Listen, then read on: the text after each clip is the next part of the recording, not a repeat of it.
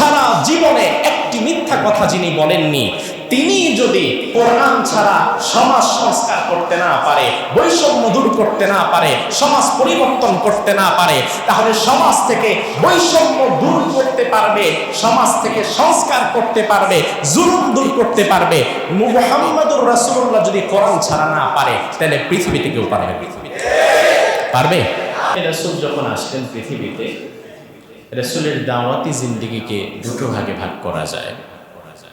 সমাজ সংস্কারের জন্য রাসূল বহু আগ থেকেই চেষ্টা করেছেন, বৈষম্য দূর করতে রাসূল বহু আগ থেকেই চেষ্টা করেছেন, সমাজের জুলুমকে দূরীভূত করার জন্য রাসূল বহু আগ থেকেই কাজ করেছেন।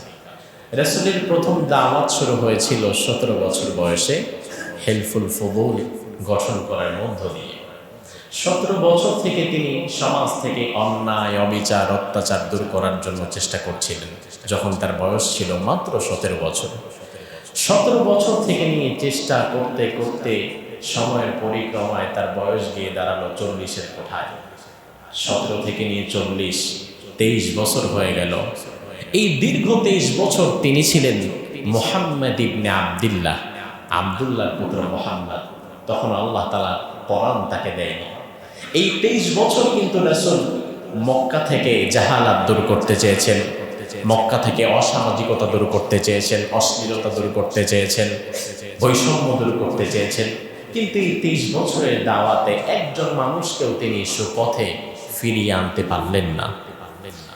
40 বছর বয়সে তিনি থমকে গেলেন, থেমে গেলেন, হেরা গুহায় ধ্যান করা শুরু করলেন। আল্লাহ সুবহানাহু ওয়া তাআলা সেই 40 বছর কালে গারে হেরায় একটি কিতাব রাসূলকে দিয়েছিলেন সমাজ পরিবর্তনের জন্য, সংস্কার করার জন্য, বৈষম্য দূর করার জন্য। আপনারা জানেন তো সেই কিতাবের নাম কি? সেই কিতাবের নাম কি? এবার আল্লাহ তাআলা কোরআন দিয়ে রাসূলকে আবার মাঠে ছেড়ে দিলেন। ছেড়ে দেওয়ার আগে বললেন, ইয়া আইয়ুহার রাসূল বাল্লিগ মা উনজিলা ইলাইকা মির রাব্বিক। হে আমার প্রিয় রাসূল, এখন আমি আপনাকে যে কিতাব দিচ্ছি, এই কিতাব দিয়ে আপনি দাওয়াতি কার্যক্রম শুরু করুন। এই কিতাব দিয়ে এখন আপনি সমাজ সংস্কারের চেষ্টা করুন। এই কিতাব দিয়ে এখন আপনি বৈষম্য দূর করার জন্য চেষ্টা করুন। 40 বছর থেকে নিয়ে মৃত্যু পর্যন্ত রাসূল কোরআন ছাড়া চলেননি, কোরআন ছাড়া বলেননি, কোরআন ছাড়া কিছু করেননি। এজন্য মা আয়েশা সিদ্দিকার বর্ণনায় এসেছে, কানা খুলুকুল কোরআন, দুনিয়ার কোন মানুষ যদি একটি চলন্ত, জীবন্ত, বলন্ত কোরআন দেখতে চায়, সেজন্য বিশ্বনবীর নবুয়াতের 23 বছরের জিন্দেগিতে দেখে। সুবহানাল্লাহ। অর্থাৎ এই 23 বছরে রাসূলের যত কর্ম পরিকল্পনা, যত কাজ, সবকিছুই হয়েছে কোরআনের মাধ্যমে, ঠিক কিনা? তাহলে কোরআন দিয়ে রাসূল দাওয়াত দিলেন 23 বছর, কারণ 40 থেকে নিয়ে 63 বছর পর্যন্ত তিনি হায়াত পেয়েছিলেন কোরআন আসার পরে। তাহলে এখানেও কোরআন দিয়ে তিনি মাত্র 23 বছর দাওয়াত দিতে পেরেছিলেন। তাহলে রাসূলের দাওয়াতি জিন্দেগি যদি দুটো হয়, তাহলে নবুয়াতের আগেও 23 বছর 17 থেকে নিয়ে 40 তিনি দাওয়াত দিয়েছেন সমাজ পরিবর্তনের লক্ষ্যে। আবার কোরআন আসার পরে 40 থেকে নিয়ে 63, এই 23 বছরও তিনি দাওয়াত দিয়েছেন সমাজ পরিবর্তনের লক্ষ্যে, সংস্কারের লক্ষ্যে, বৈষম্য দূর করার লক্ষ্যে, সমাজের মানুষকে সুপথে ফিরিয়ে আনার লক্ষ্যে। এবার প্রশ্নটি আপনাদের কাছেই করা যায়, রাসূলের দাওয়াত কার্যকর হয়েছিল কোরআন আসার আগে নাকি কোরআন আসার পরে? আবু বকর, ওমর, ওসমান, আলী রিদওয়ানুল্লাহি আলাইহিম আজমাইন তারা তৈরি হয়েছিল কোরআন আসার আগে না কোরআন আসার পরে? সমাজ সংস্কার হয়েছিল, বৈষম্য দূর হয়ে গিয়েছিল কোরআন আসার আগে না কোরআন আসার পরে? কিন্তু দাওয়াতের সময়টা যেটা পেয়েছেন, এটা কি 2 না 1? অভিন্ন সময়, একই সময় পেয়েছিলেন। কোরআন আসার আগেও 23, কোরআন আসার পরেও 23। একই ব্যক্তি, আগে ছিলেন মুহাম্মদ ইবনে আব্দুল্লাহ, পরে হয়ে গেলেন মুহাম্মদুর রাসূলুল্লাহ। মুহাম্মদ ইবনে আব্দুল্লাহর দাওয়াত সফল হয়নি, কিন্তু মুহাম্মদুর রাসূলুল্লাহর দাওয়াত সফল হয়েছিল কোরআনের কারণে। অর্থাৎ সিরাতুন নবীর মূল থিম হচ্ছে, আল্লাহ তাআলা হয়তো এখান থেকে বুঝিয়ে দিলেন যে দেখো, আমার নবীর মতো চমৎকার ব্যক্তিত্ব সম্পন্ন আদর্শবান মানুষ সারা জীবনে একটি মিথ্যা কথা যিনি বলেননি, তিনি যদি কোরআন ছাড়া সমাজ সংস্কার করতে না পারে, বৈষম্য দূর করতে না পারে, সমাজ পরিবর্তন করতে না পারে, তাহলে সমাজ থেকে বৈষম্য দূর করতে পারবে, সমাজ থেকে সংস্কার করতে পারবে, জুলুম দূর করতে পারবে মুহাম্মদুর রাসূলুল্লাহ যদি কোরআন ছাড়া না পারে, তাহলে পৃথিবীতে কেউ পারবে? পারবে? নোবেল বিজয়ী কেউ পারবে? বিরাট ডক্টর সাহেব কেউ পারবে? তাহলে সমাজ পরিবর্তনের জন্য, বৈষম্য দূর করার জন্য, যে বৈষম্যের জন্য 24-এর ছাত্র আন্দোলন হলো, বৈষম্য দূর করতে হবে, সংস্কার করতে হবে, এই লম্বা সময়ে আমরা ক্যালকুলেশন করে দেখি বৈষম্য তো দূর হয়নি, সমাজও সংস্কার হয়নি। তার মানে হচ্ছে পশ্চিমা ফর্মুলা কিংবা দিল্লির ফর্মুলায় সমাজ সংস্কার হবে না, সমাজ সংস্কার হবে কোরআনের ফর্মুলায়, ঠিক কিনা? এজন্য আল্লাহ তাআলা বলছেন হুয়াল্লাযী আরসালা রাসূলাহু বিল হুদা ওয়া দীনিল হক লিইয়ুযহিরাহু আলাদ দীনি কুল্লিহি ওয়ালাউ কারিহাল মুশরিকুন। অন্য আয়াতে বলছেন ওয়ালাউ কারিহাল কাফিরুন, অর্থাৎ এই কোরআন আমি দিলাম এবং দ্বীনে হক আমি দিলাম, সত্য একটি ধর্ম তোমাদের দিলাম, ইসলাম দিলাম। এ দিয়ে আমি আমার রাসূলকে পৃথিবীতে প্রেরণ করলাম যেন পৃথিবীর যত মতাদর্শ আছে, যত মতবাদ আছে, যত ইজম আছে, সব মতাদর্শ এবং মতবাদের উপরে রাসূল কোরআনকে, ইসলামকে বিজয়ী হিসাবে দাঁড় করিয়ে যেতে পারে। সুবহানাল্লাহ। এটা হচ্ছে রাসূলের দাওয়াতের মিশন এবং ভিশন। এজন্য রাসূল সাল্লাল্লাহু আলাইহি ওয়াসাল্লামের সামনে একদিন ওমর ফারুক রাদিয়াল্লাহু আনহু তিনি তাওরাত পড়ছিলেন, যে তাওরাত মুসা আলাইহিস সালামের উপর নাযিল হয়েছে। রাসূল সাল্লাল্লাহু আলাইহি ওয়াসাল্লাম বেশ কিছু সময় দৃশ্য দেখলেন, দেখে ওমরকে বললেন, ওমর লাউ কানা মুসা হাইয়ান মা ওয়াসিআহু ইল্লা ইত্তিবাই।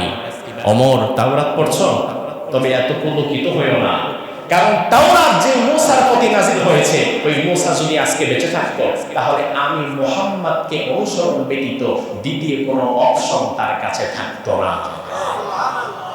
তার মানে রাসূল বুঝিয়ে দিলেন মুহাম্মদুর রাসূলুল্লাহর আগমনের পরে শরিয়াতে মুসা নবীর শরীয়ত বহাল নাই।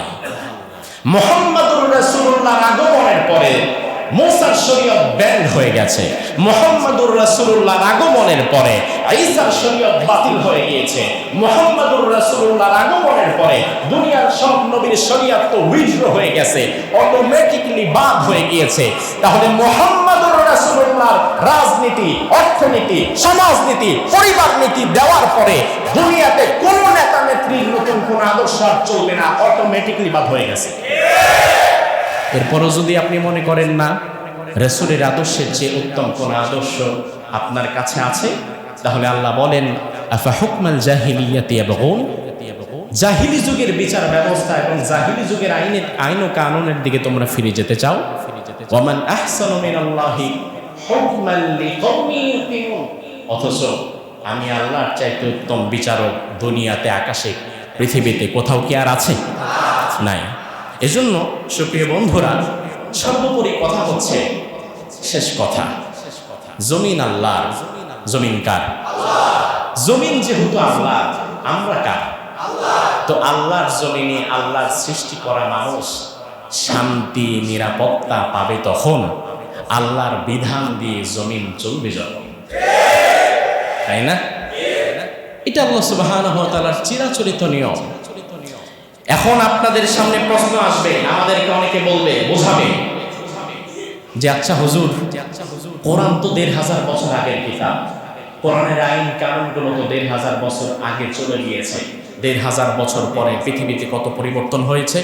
আপনি বলবেন জি হুজুর হয়েছে, তো ১৫০০ বছরে পৃথিবী আধুনিক হয়েছে, পৃথিবীর কত নিয়ম কানুনের পরিবর্তন হয়েছে, কত মেডিসিন পরিবর্তন হয়েছে, বিজ্ঞানের কত ধারা, উপধারা, থিওরি পরিবর্তন হয়ে গেছে। তাহলে ১৫০০ বছর আগের একটা পুরনো কিতাব দিয়ে বর্তমান আধুনিক যুগে কি মানুষ শান্তি পাবে নাকি? এটা প্রশ্ন আসে যে ১৫০০ বছর আগের পুরনো কিতাব, এটা দিয়ে কি আধুনিক যুগে চলে? বরং আমাদের তো আধুনিক যুগের জন্য আধুনিক বিধি মানা দরকার, আধুনিক কোন নীতি মানা দরকার। প্রশ্ন এক। দ্বিতীয় প্রশ্ন আছে যে কোরআন তো একটি ধর্মীয় গ্রন্থ, বা মুসলমানদের এটা একটা গ্রন্থ। এখন কোরআন তো হিন্দুরা পড়ে না, কোরআন তো হিন্দুরা মানেও না, বা খ্রিস্টানরাও পড়বে না, মানবেও না, ইহুদিরাও পড়বে না, মানবেও না। এখন আপনারা যে বলেন কোরআন প্রতিষ্ঠা হলে নাকি সবার জন্য কল্যাণ হবে, সবাই শান্তি নিরাপত্তা পাবে, তাহলে এটা কিভাবে সম্ভব হবে? আমি আপনাদেরকে ছোট্ট একটি কথা বলে আমি আমার কথা শেষ করছি। সেটি হচ্ছে, কোরআন ১৫০০ বছর আগের কিতাব, এতে কোনো সন্দেহ নেই। আচ্ছা, একটু লক্ষ্য করে দেখুন তো, যেই সূর্য আমাদের প্রতিদিন আলোকিত করছে, এই সূর্য কি ১৫০০ বছর আগের না আরো আগের? আরো আগের না? যেই চাঁদ আমাদের রাত্রিবেলায় আলো দিচ্ছে, এই চাঁদ কি ১৫০০ বছর আগের না আরো আগের? বিজ্ঞানের হিসাব অনুযায়ী সূর্যের বয়স ৪৬০ কোটি বছর। বিজ্ঞানীদের হিসাব অনুযায়ী, তারা যে হিসাব করছে এটা সঠিকও হতে পারে, ভুলও হতে পারে, আল্লাহু আ'লাম, আমরা জানি না। বিজ্ঞানীদের হিসাব অনুযায়ী সূর্যের বয়স ৪৬০ কোটি বছর। বিজ্ঞানীদের হিসাব অনুযায়ী চাঁদের বয়স, চন্দ্রের বয়স ৪৫৩ কোটি বছর। আমার ভাইরা ভালো করে বোঝেন, এই ৪৬০ কোটি বছর পরে সূর্য কি আজকে ঠিকঠাক মতো আলো দিতে পারে? চন্দ্র কি ঠিকঠাক মতো আলো দিতে পারে? অচল হয়ে গেছে নাকি সচল আছে? অচল না সচল? আচ্ছা, চন্দ্র এবং সূর্যের আলো দিয়ে উপকৃত হয় শুধু মুসলমানেরা, তাহলে জাতি ধর্ম বর্ণ নির্বিশেষে সবাই নয় কি? সবাই। তাহলে এই কথা তো দিবালোকের না স্পষ্ট। আল্লাহ সুবহানাহু ওয়া তাআলার দেয়া সূর্য ৪৬০ কোটি বছর পরেও যদি অচল না হয়ে সচল থাকে, আল্লাহর দেয়া চন্দ্র যদি ৪৫৩ কোটি বছর পরেও অচল না হয়ে সচল থাকে, জাতি ধর্ম বর্ণ নির্বিশেষে সকলের জন্য উপকার করতে পারে, তাহলে আল্লাহর দেয়া কোরআন কিতাব, আল্লাহর দেয়া কিতাব কোরআন ১৫০০ বছর কেন, ১৫০০ বছর কেন, কিয়ামত পর্যন্ত অচল হবে না, সচল থাকবে, সচল থাকবে, সচল থাকবে, জাতি ধর্ম বর্ণ নির্বিশেষে সকলের উপকারে আসবে। কারণ দিয়েছেন কে? দিয়েছেন কে? তো আল্লাহর দেয়া কিতাব কি ১৫০০ বছরই অচল হয়ে যাবে? না। আল্লাহর দেয়া সূর্য চন্দ্র যেমন অচল হয়নি, আল্লাহর দেয়া কোরআন অচল হবে না, ঠিক কিনা? এজন্য আল্লাহ সুবহানাহু ওয়া তাআলা বলেছেন, আমি আমার রাসূলকে এই কিতাব দিয়েছি, যে কিতাব দিয়ে তিনি সমাজ সংস্কার করেছেন। সেই কিতাবের জন্য আজ আমরা এখানে এসেছি, রাসূলের সিরাত জানার জন্য আমরা এখানে এসেছি। আমাদের মাঝে বরেণ্য ব্যক্তিত্ব, আমাদের সবার ভালোবাসার মানুষ, বিশেষ করে আমি সাভারে আসার পর থেকে উস্তাদের নামে এত এত সুনাম শুনেছি, এবং আমার মনে হয় সাভারে তিনি দীর্ঘ সময় থাকার কারণে সাভারের মানুষের ভালোবাসার এমন একটি জায়গায় তিনি পৌঁছে গিয়েছেন, সাভারের জনপ্রিয় আলেম কিংবা খতিবদের যদি তালিকা করা হয়, তাহলে সেখানে ডক্টর আবুল কালাম আজাদ বাশার সাহেবের নামটা সবার উপরে থাকবে, তাই না? তো আল্লাহ সুবহানাহু ওয়া তাআলা এই ভালোবাসাকে দ্বীনের জন্য কবুল করুক, আমরা বলি আমিন। উস্তাজ মুহতারাম এখন আপনাদের সামনে আলোচনা করবেন। আমরা উস্তাজের আলোচনা সম্পূর্ণ শুনে এরপরে